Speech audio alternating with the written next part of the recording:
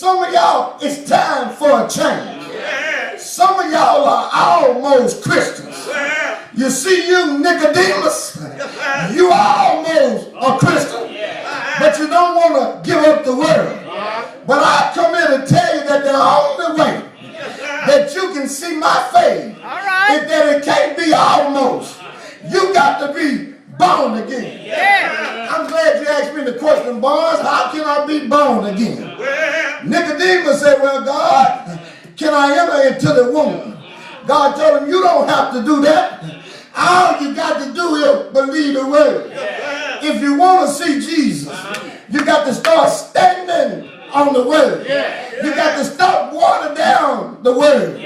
You got to tell folks what they need to hear, not what they want to hear.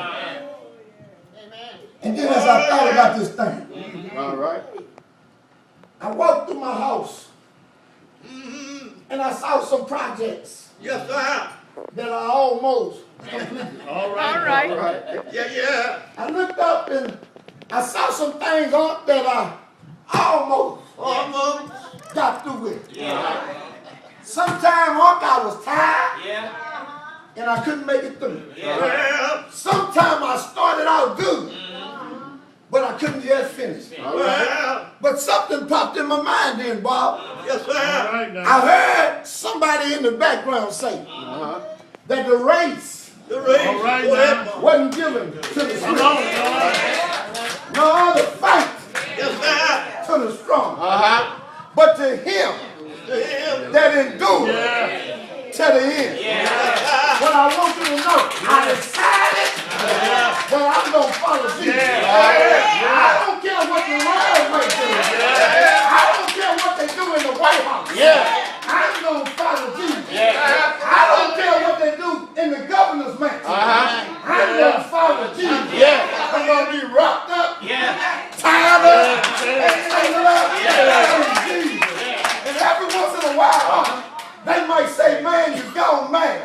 But let me tell you about my Jesus. When I finish the race, I stick my sword in the sand. I run around like a natural man. And when I get over there, I'll be always when I get over there, no more sickness, no more disappointment. When I get over there, I'm going to hear him say, well done.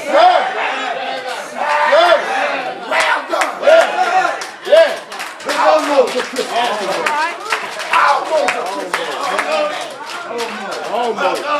Almost. If you're going to finish this race, you got to know Jesus. And as I get ready to go to my seat, let me tell you a story. All right. It was a church. And the church gave out scholarships.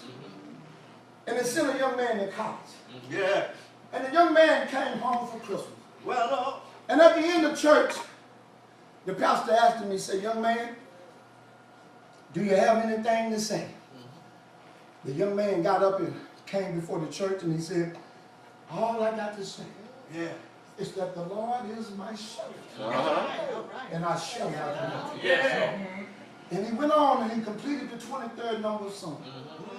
But by that time, there was an old sister that had got up in the back. And she said, I started with him, and I'm going through. And she said, Pastor, can I say one thing? Let me hear you, Mom. And they said, yes, ma'am, come on to the front. And she came on up to the front.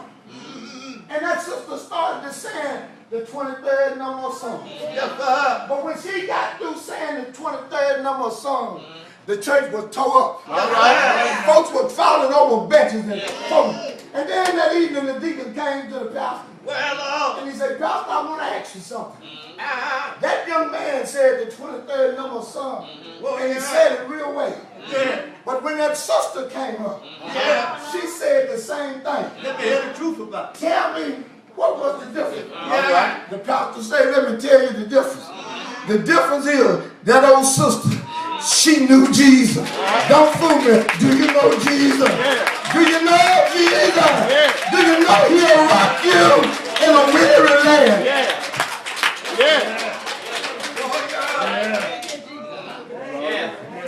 I'm going to leave this everything along. That's all right. All right. Almost ain't good enough.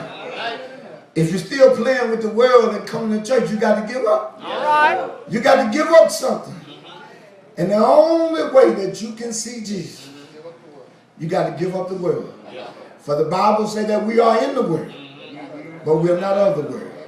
And then he goes on to say, what does it profit a man to gain the whole world and lose his soul? And then he says, what will you give in exchange for your soul? The doors of the church are now open. Whosoever will, let them come. It may be somebody that's